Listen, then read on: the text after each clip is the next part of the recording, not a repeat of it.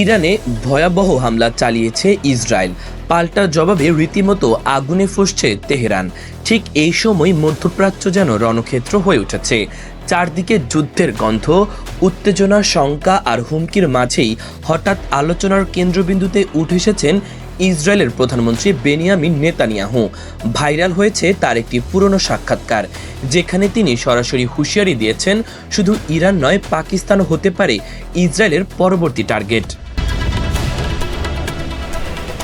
সেই সাক্ষাৎকারে নেতানিয়াহুর কণ্ঠে ছিল কড়া বার্তা।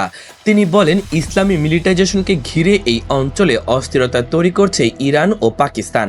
তার কথায় বর্তমান বাস্তবতায় পাকিস্তানকে এখনই সুস্পষ্ট সিদ্ধান্ত নিতে হবে।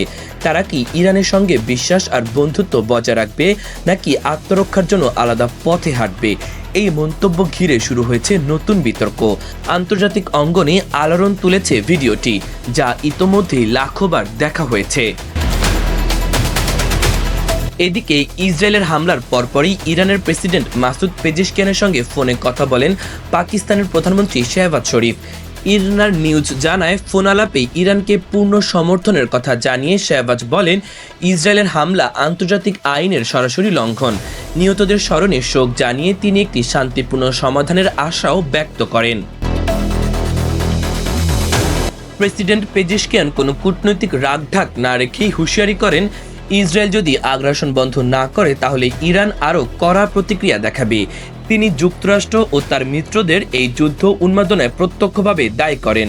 তার কথায়, যারা মুখে মানবাধিকারের কথা বলে সেই পশ্চিমা শক্তিগুলোই আজ অস্ত্র পাঠিয়ে ইসরায়েলকে সহায়তা করছে। এই উত্তাল প্রেক্ষাপটে ভারতের প্রধানমন্ত্রী নরেন্দ্র মোদীকে ফোন করেন নেতানিয়াহু। তাকে রাইজিং লায়ন নামে ইসরায়েলের সাম্প্রতিক অপারেশনের বিষয়ে বিস্তারিত জানান।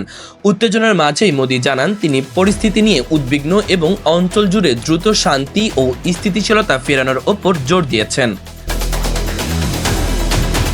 এই মুহূর্তে একটি প্রশ্ন, এই উত্তেজনা কি বড় কোনো যুদ্ধের দিকে যাচ্ছে? বিশ্ব কি আরেকটি ভয়াবহ সংঘাতের দিকে এগিয়ে চলছে? উত্তরে এখনও থমথমে মধ্যপ্রাচ্যের আকাশ।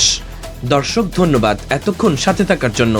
ভিডিওটি ভালো লাগলে চ্যানেলটি সাবস্ক্রাইব করে দিন পরবর্তী ভিডিওর জন্য। ইমন তারুণ্য বার্তা।